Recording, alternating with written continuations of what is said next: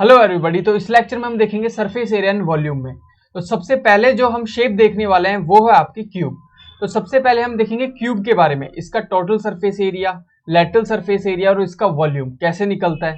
तो यहाँ पे आप देख पा रहे हो क्यूब क्या होता है कि अगर मैं एक स्क्वायर लूँ, स्क्वायर पता है जिसकी चारों साइड इक्वल होती हैं, और उस स्क्वायर को अगर मैं खींच के लंबा कर दूं इस तरीके से, तो ये इस तरीके से क्यूब निकल के आता है। This is called the cube, सबको पता है। अब यहाँ पे क्यूब के अंदर फेसेस होते हैं, एजेस होती है और कॉर्नर्स होते हैं, तो उनसे हमें ज्यादा मतलब नहीं है। हमें जो बेसिक मतलब है वो है इसके टोटल सरफेस एरिया से। तो इसका जो टोटल सरफेस एरिया होगा वो कैसे निकलेगा, देखो एक जो क्यूब होता है, क्यूब के अंदर जो फेसेस होते हैं, जो एजेस होती हैं, तो जो हर फेस होगा वो एक स्क्वायर जैसा होगा। तो एक स्क्वायर का एरिया कितना होता है, ए स्क्वायर, मतलब उसकी साइड का स्क्वायर। तो यहाँ पे इस तरीके से कितने आपके पास में फेसेस है, 6 फेसेस आपको देखने को मिल रहे हैं। तो ए स्क्वायर प्लस ए स्क्वायर प्लस ए स्क्वायर, इस तरीके से 6a स्क्वायर इसका टोटल सरफेस एरिया होगा।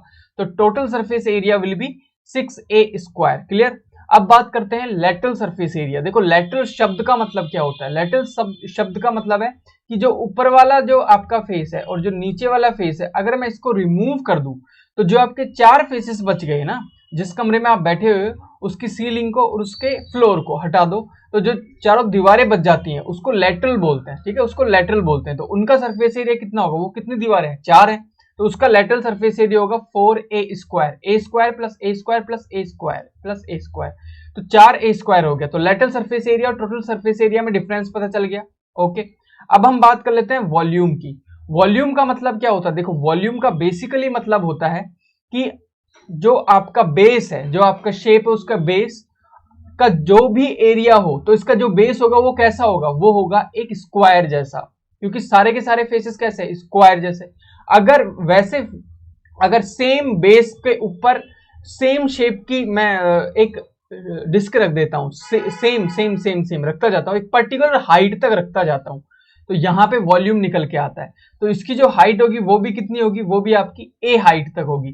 तो नीचे जो आपका बेस है उसका एरिया होगा ए स्क्वायर, और जो हाइट होगी वो होगी ए, तो ए स्क्वायर इंटू ए, तो बन जाएगा ए क्यूब। कितना बन जाएगा, volume will B A cube. तो यहाँ पे टोटल सरफेस एरिया आपको याद रखना है कितना होता है, 6a स्क्वायर, और लेटरल सरफेस एरिया याद रखना है कितना होता है, 4a स्क्वायर, और जो वॉल्यूम निकल के आएगी इस शेप की वो होगी आपकी ए क्यूब। क्लियर। तो ये आपका क्यूब का होता है TSA, total surface area, lateral surface area और वॉल्यूम। देखो वॉल्यूम किसी भी शेप का निकालने के लिए, या किसी भी शेप का वॉल्यूम जो होता है वो क्या होता है, वॉल्यूम का बेसिकली मतलब होता है कि आपने एक पेपर लिया, एक स्क्वायर पेपर लिया। मैं आपको यहाँ पे एग्जांपल से समझाता हूँ। देखो फॉर एग्जांपल मैंने एक स्क्वायर पेपर लिया, चलो इसको थोड़ी देर के लिए ना स्क्वायर मान लेते हैं, ये एक स्क्वायर पेपर है ना। अब इस स्क्वायर पेपर के ऊपर मैं पूरी की पूरी एक शीट रख देता हूँ स्क्वायर पेपर्स की, तो ये क्या बन गया, एक क्यूब बन गया। अब यहाँ पे पहले एक पेपर था, ओनली एक पेपर था, मान लेते हैं ये एक पेपर था। अब इस एक पेपर के ऊपर आपने दूसरा पेपर, तीसरा पेपर, चौथा पेपर, इस तरीके से बहुत सारे पेपर रख दिए, तो ये एक पूरा क्यूब बन गया। तो इस पेपर का एरिया, इस पेपर का एरिया, इस पेपर का एरिया, और जितनी हाइट तक ये पेपर रखे गए हैं उनकी मल्टीप्लिकेशन, तो इसका एरिया होगा ए स्क्वायर, और इसकी हाइट जो होगी वो भी ए के बराबर होगी। तो ए स्क्वायर कितने टाइम, ए टाइम, तो ए क्यूब आ गया।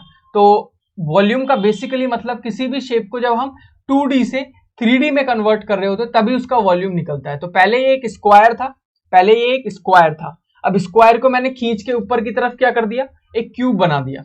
तो कितनी हाइट तक मैंने इसको खींचा, मैंने इसको ए हाइट तक खींचा, क्योंकि सारी की सारी जो इसकी एजेस हैं वो क्या होंगी, बराबर होंगी। जितनी भी जो इसके जो कॉर्नर्स होंगे वो ए डिस्टेंस के होंगे। That's why the volume will be the A cube. Clear, इतनी बात समझ में आती है। नेक्स्ट शेप की तरफ चलते हैं। ये शेप कुछ नहीं है, जो क्यूब था उसको पकड़ के एक साइड से मैंने स्ट्रेच कर दिया, एक साइड से मैंने इसको स्ट्रेच कर दिया, तो इसकी विड्थ, लेंथ और हाइट चेंज हो गई। पहले सब जितनी भी लेंथ, विड्थ और हाइट थी वो ए थी। अब यहाँ पे हम अलग अलग लेंगे, जो लेंथ लेंगे वो एल लेंगे, जो विड्थ लेंगे वो आप यहाँ पे बी ले सकते हो, जो हाइट लेंगे वो यहाँ पे एच ले सकते हो। तो this will be the difference. Okay, तो कुछ इस तरीके का आपको शेप देखने को मिलेगा, कुछ इस तरीके का आपको शेप देखने को मिलेगा। इसको क्यूबॉइड बोलते हैं, इसको क्या बोलते हैं, क्यूबॉइड बोलते हैं। तो यहाँ पे इसकी एक कोई लेंथ होगी, यहाँ पे कोई विड्थ होगी, यहाँ पे कोई हाइट होगी। तो यहाँ पे लेंथ, विड्थ और हाइट तीनों की तीनों अलग अलग होंगी। तो लेंथ, विड्थ और हाइट से ही हम यहाँ पे इसके लेटरल सरफेस एरिया को, टोटल सरफेस एरिया को और वॉल्यूम को फाइंड आउट करेंगे। तो सबसे पहले हम बात करते हैं टोटल सरफेस एरिया की। देखो टोटल सरफेस एरिया इस केस में क्या होगा, तो सबसे पहले हम बात करते हैं इसके बेस की और उसके टॉप की। जो बेस होगा वो क्या निकलेगा, तो यहाँ पे बेस L ये है और B ये है, तो बेस का जो एरिया आने वाला है वो आने वाला है L into B, length into breadth, ठीक है। और उसके सामने जो होगा वो होगा टॉप, उसका भी जो एरिया आएगा वो आएगा लेंथ इंटू ब्रेथ। तो लेंथ इंटू ब्रेथ कितने टाइम आएगा, 2 बार। सिमिलरली यहाँ पे दूसरा जो होगा वो होगा H, तो B और H इसका जो एरिया होगा और इसके सामने जो फेस पे बिल्कुल फ्रंट में जो एरिया होगा वो भी B इंटू H होगा, तो B into H will be 2 time. Similarly यहाँ पे H इंटू L, कौन सा एरिया, ये वाला, this part will be H into L, तो इसके सामने का भी जो एरिया होगा वो H इंटू L होगा। तो यहाँ पे कितने बार आपका BH आया, HL आया और LB आया, तो 2 बार BH, HL और LB आया है। तो जो टोटल सरफेस एरिया निकल के आएगा वो कुछ इस तरीके से निकल के आएगा, 2LB, 2BH, 2HL। क्लियर। तो टोटल सरफेस एरिया, अब यहाँ पे आप 2 दोनों सब में देख रहे हो, 2 यहाँ भी है, 2 यहाँ भी है, 2 यहाँ भी है, तो इनमें से आप 2 को कॉमन ले सकते हो। तो यहाँ पे टोटल सरफेस एरिया आपका बनेगा 2 ब्रैकेट क्लोज करेंगे LB plus BH plus HL, this will be your total surface area. Clear, इतनी बात आपको समझ में आ गई। नेक्स्ट मूव करते हैं हम LA से। देखो LA से जो होता है लेटरल सरफेस एरिया होता है, उसके अंदर क्या करेंगे, जो आपका टॉप होगा और जो आपका बॉटम होगा उसका एरिया माइनस कर देंगे, और टॉप और बॉटम का एरिया यहाँ पे क्या है, L इंटू बी, वो भी कितने टाइम, 2 टाइम। तो 2 टाइम L इंटू बी को माइनस कर देंगे इस TSA में, टोटल सरफेस एरिया में से माइनस कर देंगे। तो यहाँ पे जब हम माइनस करेंगे तो निकल के क्या आएगा, 2LB जब माइनस करेंगे टोटल सरफेस एरिया में से, तो आपके पास में बचेगा 2HL प्लस BH, ठीक है। This is called the lateral surface area. तो इतनी बात आपको समझ में आएगी। टोटल सरफेस एरिया होता है जितने भी फेसेस आपको दिख रहे हैं उनका सबका एरिया आप सम कर दो, दैट्स इट। और जो लेटरल सरफेस एरिया होता है उस केस में आप बॉटम का और टॉप का एरिया माइनस कर दो, सिर्फ 4 दीवारों का एरिया ही आपको यहाँ पे ऐड करना है। तो जो टोटल सरफेस एरिया था उसमें से 2LB आपने माइनस कर दिया है, तो यहाँ पे बच गया 2 ब्रैकेट में HL प्लस BH। क्लियर, इतनी बात समझ में आ गई।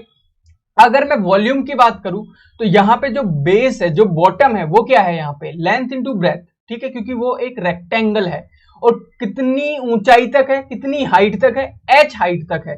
तो L इंटू बी का जो पेपर है, जो डिस्क है, वो कितनी हाइट तक हमने रखी हुई है, L इंटू बी का पेपर, उसके ऊपर L इंटू बी का पेपर, इस तरीके से एक क्यूबॉइड बन गया, कितनी हाइट तक, H हाइट तक। तो जो वॉल्यूम निकल के आएगा वो क्या निकल के आएगा, वो निकल के आएगा L into B into H। Clear, इतनी बात समझ में आ गई। तो volume will be L into B into H। तो total surface area, lateral surface area and volume तीनों क्लियर। तो याद रखने ये formula. Let's move to the next shape, जो कि होता है आपका सिलेंडर। देखो सिलेंडर कुछ नहीं होता। सिलेंडर के केस में अगर मैं आपको ढंग से, अगर मैं इजी वे में समझाऊं, तो अगर मैं एक पेपर लूं, यहाँ पे एक रेक्टेंगुलर पेपर लूं, इस रेक्टेंगुलर पेपर को, ये एक रेक्टेंगुलर पेपर है, इस रेक्टेंगुलर पेपर के एंड से एंड को अगर मैं इस तरीके से जोड़ देता हूं, तो जो शेप निकल के आती है, वो शेप निकल के आती है, वो निकल के आती है आपकी एक सिलेंडर। अगर मैं इस सिलेंडर को ऊपर से और नीचे से देखूं तो एक सर्कल जैसा मुझे दिखाई दे रहा है, एक सर्कल ऊपर दिखाई दे रहा है, एक सर्कल नीचे दिखाई दे रहा है। क्लियर। अब यहाँ पे बात आती है कि सिलेंडर का एरिया क्या होगा। तो सिलेंडर का एरिया होगा, देखो सिलेंडर का अगर मैं टोटल सरफेस एरिया देखूंगा तो यहाँ पे एक सर्कल है, यहाँ पे क्या है, एक सर्कल है, और सर्कल का ये जो पार्ट होता है वो क्या होता है, सिर्फ ये पार्ट, सिर्फ ये बाहर वाला पार्ट, ये होता है इसका पेरीमीटर। और पेरीमीटर को क्या लिखते हैं, 2 पाई r। और 2 पाई r कितनी हाइट तक है, h हाइट तक 2 पाई r। मतलब एक आपने चूड़ी ली, चूड़ी जाते हो बैंगल, एक चूड़ी का जो एरिया होगा वो क्या होगा, 2 पाई r होगा, क्योंकि सिर्फ वो तो पेरीमीटर है सर्कल का। उसके ऊपर दूसरी चूड़ी रखी, उसके ऊपर तीसरी चूड़ी रखी, तो रखते रखते रखते रखते आपने देखा होगा एक सिलेंड्रिकल शेप निकल के आता है। और कितनी हाइट तक रखी आपने, मान लो h हाइट तक रखी, तो 2 पाई r कितने टाइम, h टाइम तक। तो 2 पाई r जो एक रिंग थी, वो बहुत सारी आपने रिंग के ऊपर रिंग, रिंग के ऊपर रिंग रख दी, तो एक सिलेंडर बन गया। और 2 पाई r कितनी हाइट तक, h हाइट तक आ गया। तो ये क्या निकल गया आपका, ये आपका सिर्फ कर्व्ड सरफेस एरिया निकला है। लेकिन टोटल सरफेस एरिया कब निकलेगा, ये तो सिर्फ इस वाले पार्ट का निकला है। टोटल सरफेस एरिया निकलेगा जब आप इस सर्कल का एरिया और इस सर्कल का एरिया जब ऐड करोगे। तो 2 पाई r h में अगर हम दो सर्कल का एरिया ऐड कर दें तो यहां पे total surface area of the cylinder निकल के आता है। क्लियर। तो 2 पाई r h प्लस 2 पाई r स्क्वायर, ये दोनों को जब ऐड करेंगे तो एक सिलेंडर का टोटल सरफेस एरिया निकल के आता है। मेरी बात समझ में आ गई होगी कि एक सिलेंडर जो होता है उसको इस तरीके से इमेजिन करो कि एक रिंग लिया आपने, और रिंग क्या होती है, एक सर्कल है, उसका पेरीमीटर है, उसके ऊपर दूसरी रिंग, तीसरी रिंग, चौथी रिंग, पांचवी रिंग, इस तरीके से एच हाइट तक आपने, वो हाइट कुछ भी हो सकती है, 3 सेंटीमीटर, 300 सेंटीमीटर, 3 मीटर, 3000 किलोमीटर, कुछ भी हो सकती है। तो आपने उस तरीके से उस रिंग को रखते गए। तो एक रिंग का जो बाहर वाला हिस्सा है वो होता है 2 पाई आर, एक रिंग का बाहर वाला हिस्सा होता है जो कि होता है 2 पाई आर, क्योंकि वो एक सर्कल का पेरीमीटर है, और आपने उसके ऊपर एच हाइट तक वो रिंग आपने रख दी। तो कितने टाइम आपने रिंग्स रखी है, एच हाइट तक रखी है।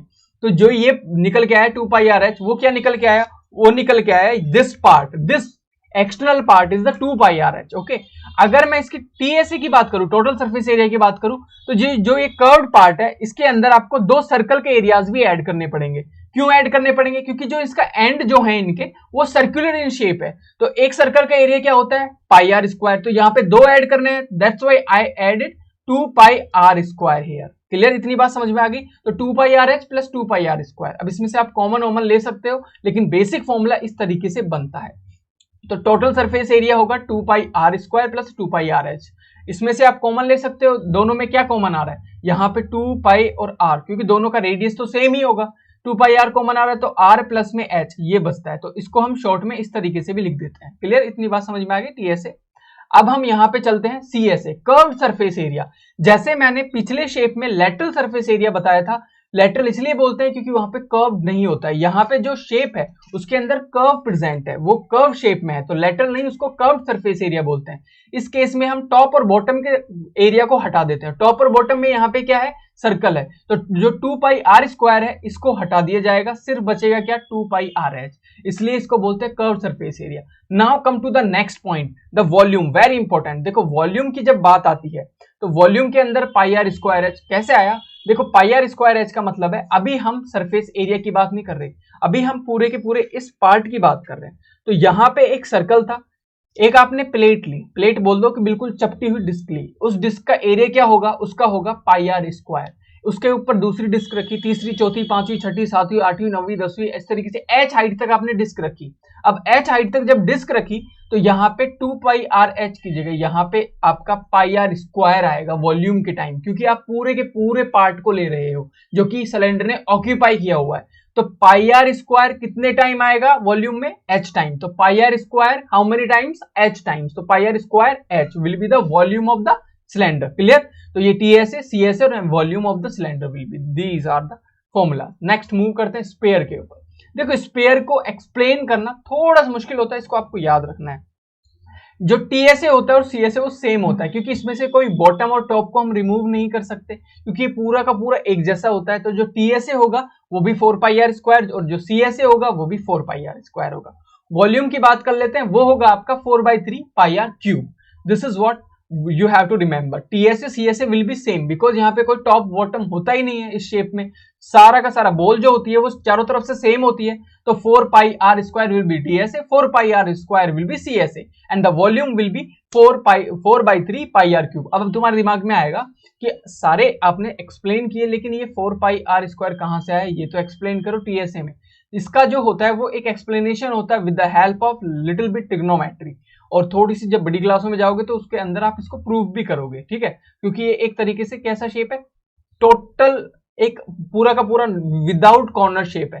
तो इसको जब एक्सप्लेन करेंगे तो वो आपको अभी समझ नहीं आएगा, तो मैं थोड़ा सा एक्सप्लेन कर देता हूँ कि एक बॉल लो, बॉल के अंदर एक कील डालो, कील डालो, कील डाल के एक रस्सी को उसके ऊपर लपेटते जाओ, लपेटते जाओ, लपेटते जाओ, पूरा जब कवर होगा, जितनी रस्सी लपटेगी उसको काटो, उस वो रस्सी कैसे शेप की होगी, वो सिलेंड्रिकल शेप की होगी। उस रस्सी का जो टोटल सरफेस एरिया होगा वो आप 4 पाई आर स्क्वायर के बराबर मान सकते हो। थोड़ा कंफ्यूजन हुई मुझे पता है, इसलिए मैं इसको एक्सप्लेन नहीं कर पा रहा हूं, क्योंकि ये बहुत थोड़ा सा कॉम्प्लिकेटेड हो जाता है आपकी क्लास के लिए, तो इतना आपको याद रखना है। अब हम इसको आधा काट देते हैं, स्पेयर को आधा काटेंगे, we will get the hemisphere. तो जितने भी फॉर्मूले हैं उनका आधा हो जाएगा, लेकिन यहाँ पे टॉप तो है, तो TSA CSA will be different. जो टीएसए होगा वो होगा यहाँ पे 3 पाई आर स्क्वायर, और जो सीएसए होगा वो होगा यहाँ पे 2 पाई आर स्क्वायर। ऐसा क्यों, ऐसा क्यों, ऐसा इसलिए क्योंकि जो टीएसए होता है वो होता है टोटल सरफेस एरिया, जो सीएसए होता है वो होता है ये इसका जो एक पार्ट है, ये this circular part will be detect, ये पार्ट आपका माइनस हो जाएगा आपके टोटल सरफेस एरिया में से, दैट्स इट, क्योंकि यहाँ पे टॉप है, एक सर्कुलर टॉप ऑलरेडी प्रेजेंट है, तो टीएसए में से पाई आर स्क्वायर माइनस हो जाएगा तो आपका सीएसए आ जाएगा, क्लियर। और जो वॉल्यूम होगा वो पिछले वाले वॉल्यूम का हाफ होगा, पहले 4/3 पाई आर क्यूब था, यहाँ पे 2/3 पाई आर क्यूब होगा, क्लियर। इतनी बात समझ में आ गई। अब बात करते हैं कोन की, कोन का टीएसए पता कर लेते हैं, टोटल सरफेस एरिया। तो यहाँ पे मैं आपको एक इंटरेस्टिंग चीज बताऊंगा, देखो ध्यान से। यहाँ पे दो हाइट होती है, एक होती है आपकी स्लैंट हाइट, मतलब तिरछी हाइट, ये वाली हाइट, इसको एल से रिप्रेजेंट करते हैं, और एक होती है बिल्कुल स्ट्रेट हाइट, इसको आप एच से रिप्रेजेंट करते हो, एच से, ठीक है। तो ये दोनों में कंफ्यूज नहीं होना।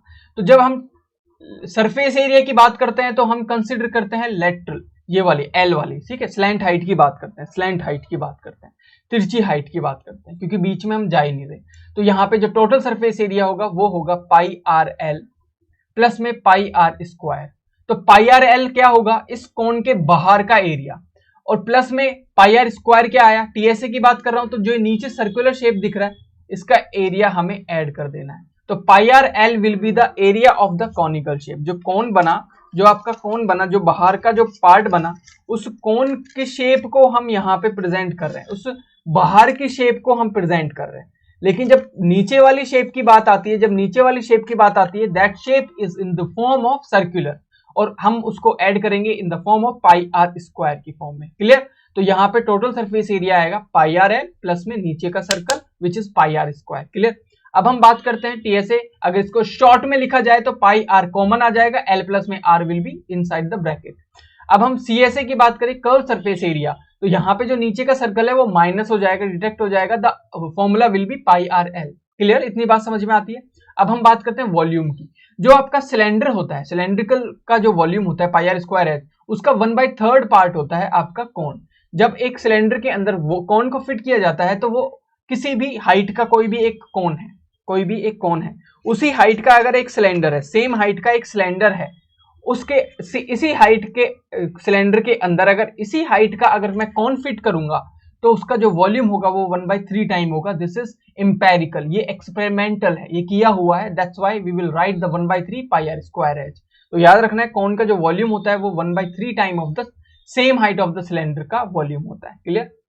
अब हम बात करते हैं कि जो कोन था वो उसको हमने इस तरीके से बीच में से कट कर लिया है, इस तरीके से बीच में से कहीं से भी कट कर लिया है। तो यहाँ पे दो सर्कल निकल के आते हैं, एक ऊपर सर्कल निकल के आता है और एक नीचे सर्कल निकल के आता है, और दोनों सर्कल्स का radius will be different different. ऊपर वाले का मैंने मान लिया स्मॉल आर, नीचे वाले का मान लिया कैपिटल आर, और इनकी जो स्ट्रेट हाइट है वो एच मान ली और जो स्लैंट हाइट है उसको एल मान लिया।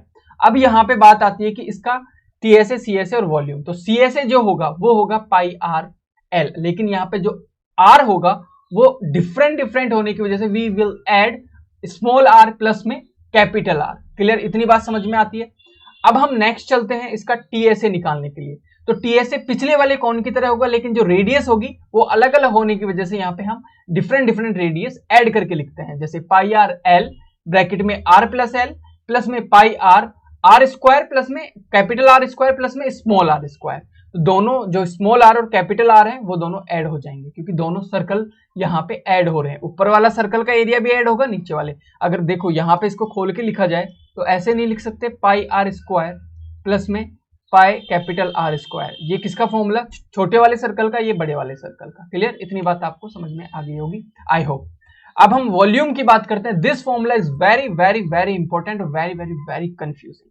तो यहां पे हम बात करेंगे, ध्यान से देखो इसको, सेम फॉर्मूला है वो बिल्कुल कौन जैसा, 1/3 पाई एच, लेकिन जो रेडियस का मामला है वो यहाँ पे R square capital R square small R square capital R और स्मॉल आर, इस तरीके से इनको लिखते हैं जब रेडियस लिखते हैं। लेकिन वॉल्यूम ऑफ द कोन के केस में हम 1/3 पाई आर स्क्वायर एच लिखते थे, लेकिन यहाँ पे फर्स्ट टर्म के अंदर रेडियस डिफरेंट होने की वजह से रेडियस को capital R square plus capital R small R इस तरीके से लिखते हैं, क्लियर। अब हम बात करते हैं 13.1 की। तो 13.1 के अंदर हम जो पढ़ने वाले हैं वो पढ़ने वाले हैं surface area of combination of solid. तो ये जो वीडियो होगी वो आपको नेक्स्ट वीडियो में मिल जाएगी।